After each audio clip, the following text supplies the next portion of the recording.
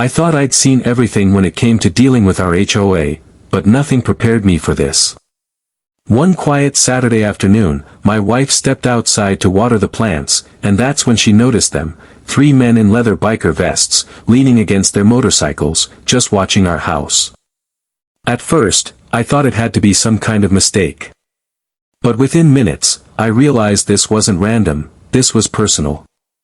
My wife rushed back inside, her face pale and her hands trembling. She slammed the door behind her and locked it, struggling to catch her breath. I could see the fear in her eyes before she even said a word. "There are 3 men outside," she whispered. Leather vests, tattoos, just staring at the house. At first, I thought she was overreacting, but then I heard it, the deep rumble of motorcycle engines outside, slow and deliberate, like they were circling prey. I moved toward the window and peeked through the blinds. Sure enough, 3 massive bikers were parked at the edge of our driveway, their arms crossed, watching. Every instinct told me something was wrong. I stepped outside and called out, "Can I help you guys?" One of them grinned, a cold, mocking smile, and said just 6 words that sent a chill through me, "Ask your HOA about this visit." My mind started racing. Why would the HOA send anyone, let alone bikers, to my house? What could I have possibly done to make them this angry? Then I remembered last week's board meeting. I had stood up against a new set of rules they were trying to force on the neighborhood, expensive fines, mandatory upgrades, and secret fees hidden in the budget. I didn't stay quiet. I called them out publicly, and from the looks of it, they didn't like that one bit. As the bikers revved their engines, circling the street like predators, I knew this wasn't random. This was calculated. The HOA was sending me a message, loud and clear. I walked slowly down the driveway, each step feeling heavier than the last. My pulse was racing, but I forced myself to keep my voice steady. "You've got 1 minute to explain why you're here," I said, locking eyes with the tallest biker. He didn't flinch. He leaned forward on his handlebars, his face hidden behind dark sunglasses, and said in a low, gravelly voice, "The HOA doesn't like troublemakers." My stomach tightened. Trouble? All I had done was speak up at the last HOA meeting, exposing their hidden fees and shady budget changes. I knew they were angry, but this was on a whole different level. I glanced back at my wife, who was peeking through the window, her phone clutched in her hand. I nodded slightly, silently telling her to stay inside and be ready to call 911 if this went south. The second biker revved his engine loudly, the roar echoing through the quiet street like a warning. The third one stepped off his bike, his boots crunching against the gravel as he walked toward me. "You need to stop asking questions," he said, his tone sharp and deliberate. "You keep digging, and bad things happen. Understand?" I clenched my fists but didn't back down. "I'm not scared of you," I said, though my voice betrayed a slight tremor. He stopped just a few feet from me, staring me down, waiting for me to blink first. For a long moment, we stood there in silence, 3 bikers, 1 man, and an HOA message hanging heavy in the air. I had no idea what was coming next, but I knew one thing, backing down wasn't an option. Just when I thought things were about to explode, something unexpected happened.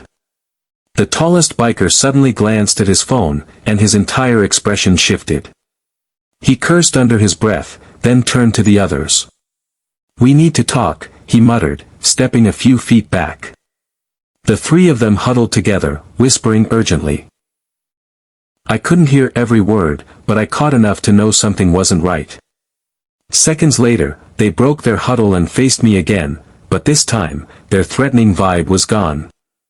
The same man who'd called me a troublemaker walked toward me slowly, his hands raised slightly, almost like a peace offering.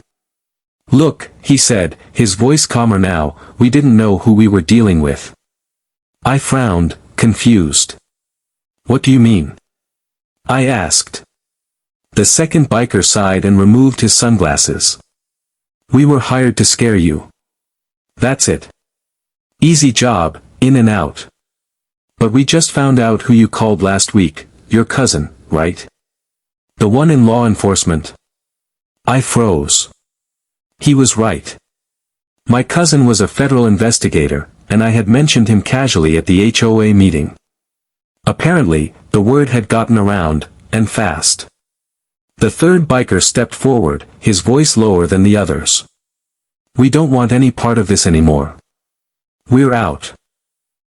And just like that, the men who'd come to intimidate me, who'd been moments away from starting a fight, were now backing away, their faces pale, like they'd just seen a ghost.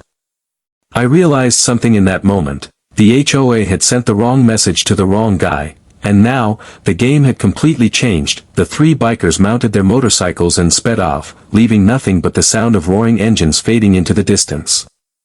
I stood there on my driveway, heart still pounding, trying to process what had just happened. My wife came rushing outside, tears in her eyes, asking if I was okay. I hugged her tightly and promised her one thing: this wasn't over.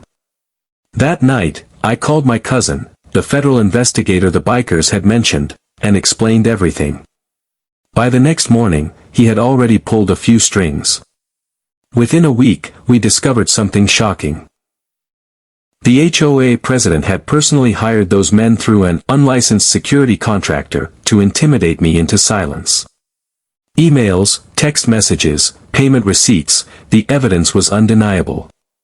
When the bikers realized who I was connected to, they wanted no part of the mess they'd stepped into.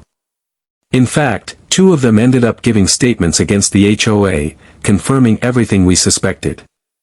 Eventually, the HOA president was forced to resign, and several board members stepped down under pressure. But here's the thing, they never apologized. Not once. Instead, they sent a letter claiming it was all a misunderstanding. I learned 2 important lessons that week. First, never underestimate how far an HOA will go to protect its power, and second, never underestimate the power of fighting back when you know you're right. And if you think this story is wild, trust me, this isn't even the craziest HOA case I've covered. If you've ever faced an HOA nightmare of your own, let us know in the comments. And don't forget to subscribe to HOA Case Files, where we expose the truth, one shocking story at a time.